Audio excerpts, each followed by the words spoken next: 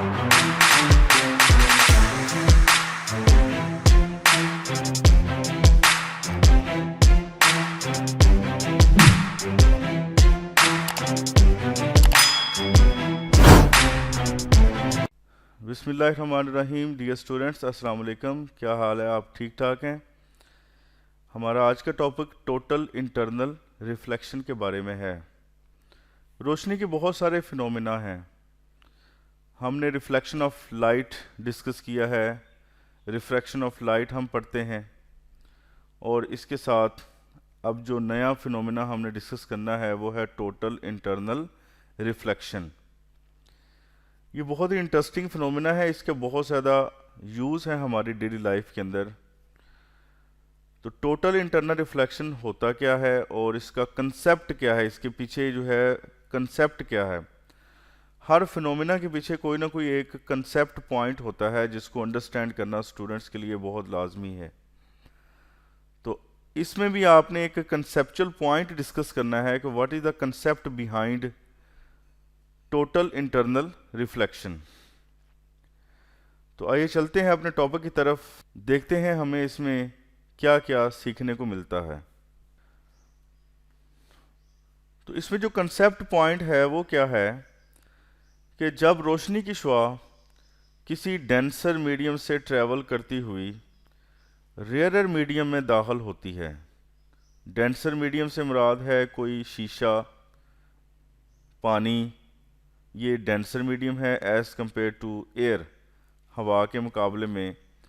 तो इस तरह शीशे में से रोशनी की शुआ जब हवा में दाखिल होती है या पानी में से रोशनी की शुआ निकलकर जब हवा में दाखिल होती है, तो उस सूरत में रोशनी की शुआ नॉर्मल से परे हट जाती है, it bends away from the normal. तो इस सूरत में बनने वाला जो एंगल ऑफ रिफ्रैक्शन है वो एंगल ऑफ इंसिडेंस से ग्रेटर होता है, बड़ा होता है। अगर एंगल ऑफ इंसिडेंस को बढ़ाया जाए तो एंगल ऑफ रिफ्रैक्शन भी बढ़ता है, यानी एंगल ऑफ इंसिडेंस के बढ़ने से एंगल ऑफ रिफ्रैक्शन में भी इजाफा होगा, क्योंकि एंगल ऑफ रिफ्रैक्शन ने एंगल ऑफ इंसिडेंस से हमेशा ग्रेटर ही रहना है। किस सूरत में? जब रोशनी की शुआ किसी डेंसर मीडियम से रेयर मीडियम में दाखिल होती है, यानी कि शीशे से हवा में दाखिल होती है, उस सूरत में उसका एंगल ऑफ रिफ्रैक्शन हमेशा एंगल ऑफ इंसिडेंस से बड़ा ही रहता है। ठीक है, तो इसी चीज़ को सामने रखें। तो एंगल ऑफ इंसिडेंस को अगर बढ़ाया जाएगा तो एंगल ऑफ रिफ्रैक्शन भी बढ़ता है। If angle of incidence I increases, the angle of refraction also increases. ठीक है, तो ये है कंसेप्ट पॉइंट जिसको सामने रखते हुए हमने टोटल इंटरनल रिफ्लेक्शन को डिस्कस करना है। अब टोटल इंटरनल रिफ्लेक्शन के लिए डेफिनेटली हमें दो मीडियम की ज़रूरत है, एक डेंसर मीडियम की ज़रूरत है और एक रेयर मीडियम की ज़रूरत है। अब डेंसर मीडियम यहाँ पे हम ले लेते हैं एक ग्लास स्लैब, और जो रेयर मीडियम है वो डेफिनेटली वो हवा होगा, एयर होगा। ठीक है, तो हमारे पास यहाँ पे एक ग्लास स्लैब है और एक हमने लेनी है लाइट सोर्स। ठीक है, तो इस ग्लास स्लैब के सामने जो है वो हम एक लाइट सोर्स रखेंगे। तो रोशनी की शुआएं जो हैं वो मुख्तलिफ एंगल्स से इस ग्लास स्लैब में से गुजर कर हवा में दाखिल होंगी। तो उन एंगल्स को हमने डिस्कस करना है कि एक रोशनी की शुआ जब डेंसर से रेयर मीडियम के अंदर, यानी कि शीशे से हवा में दाखिल हो रही है, तो उस वक़्त उसका एंगल ऑफ इंसिडेंस क्या है। ठीक है, तो उस एंगल ऑफ इंसिडेंस की वैल्यू पे डिपेंड करेगा angle of refraction.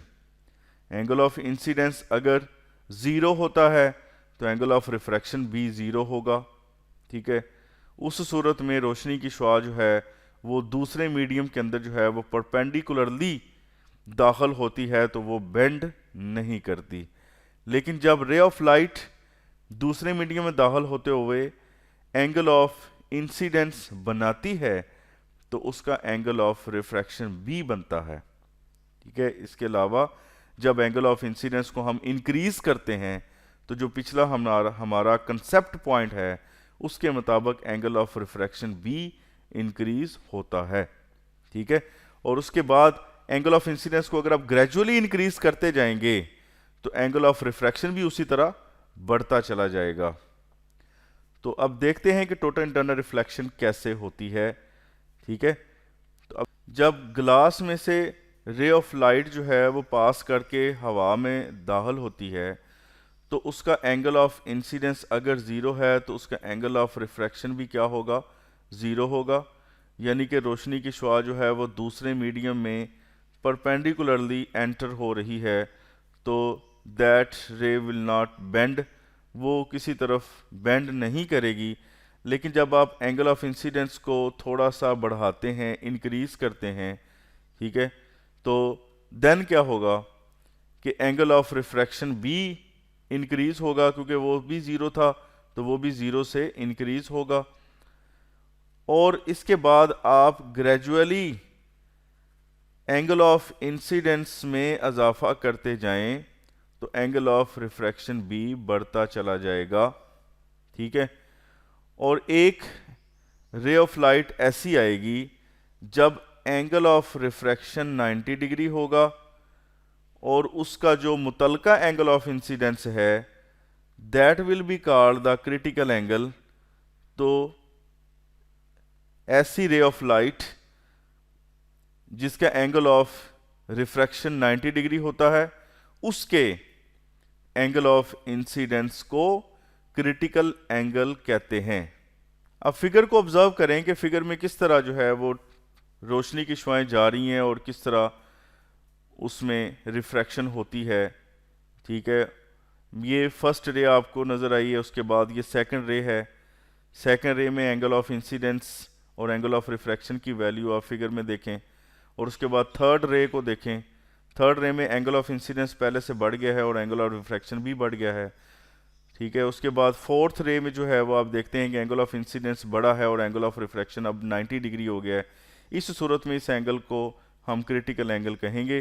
Critical angle को हम डिफाइन इस तरह करेंगे, angle of incidence that causes the refracted ray in the rare medium to bend through 90 degrees called critical angle. जो फिफ्थ रे है उस सूरत में जब एंगल ऑफ इंसिडेंस की वैल्यू को हम मज़ीद बढ़ाते हैं तो एंगल ऑफ रिफ्रैक्शन जो है अब रिफ्रैक्शन नहीं रहता, अब वो एंगल ऑफ रिफ्लेक्शन बन जाता है। बिकॉज अब रोशनी की शुआ जो है वो इस मीडियम में नहीं आ रही, यानी एयर में नहीं आ रही। ठीक है, it means there is no refraction, यानी अब रिफ्रैक्शन नहीं हो रही।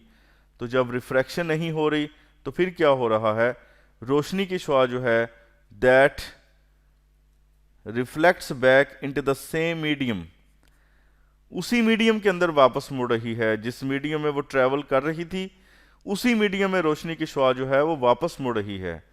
तो यहाँ रिफ्रैक्शन नहीं हो रही, यहाँ क्या हो रहा है, रिफ्लेक्शन हो रही है।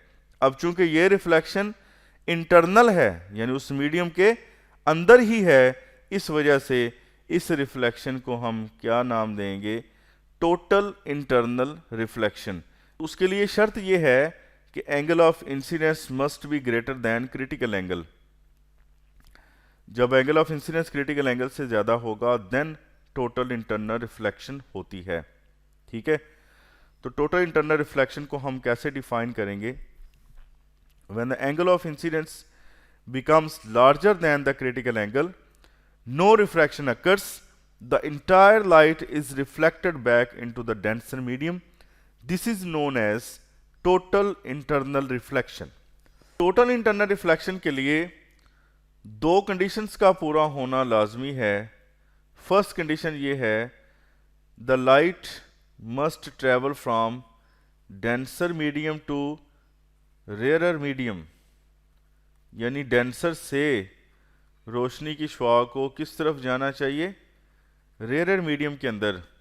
और दूसरी जो कंडीशन यहाँ पे है वो है कि angle of incidence must be greater than critical angle, angle of incidence critical angle से बड़ा होना चाहिए। जब ये दो कंडीशन पूरी हो जाएंगी तो देन टोटल इंटरनल रिफ्लेक्शन होती है, फिर टोटल इंटरनल रिफ्लेक्शन जो है वो होती है किसी मीडियम के अंदर। ठीक है जी। तो आज का हमारा लेक्चर जो है वो टोटल इंटरनल रिफ्लेक्शन के बारे में था। इसका कंसेप्चुअल पॉइंट हमने डिस्कस किया है और इसकी फिगर को देखा है कि फिगर में किस तरह रोशनी की शुआएं जो है वो मुख्तलिफ एंगल से डेंसर मीडियम से निकल कर रेयर मीडियम के अंदर जब दाखिल होती हैं तो कैसे बेंड करती हैं। ठीक है, तो ये सारी बातें जो हैं वो हमने डिस्कस कर ली हैं। उम्मीद है कि आपको वीडियो पसंद आई होगी और आपको लेक्चर की समझ आ गई होगी। अगर आपको समझ आ गई है तो आप लाइक कीजिए, और जिन लोगों ने अभी तक चैनल को सब्सक्राइब नहीं किया वो प्लीज़ सब्सक्राइब कर दीजिए। मिलते हैं नेक्स्ट लेक्चर में, इजाज़त दीजिए, अल्लाह हाफिज़।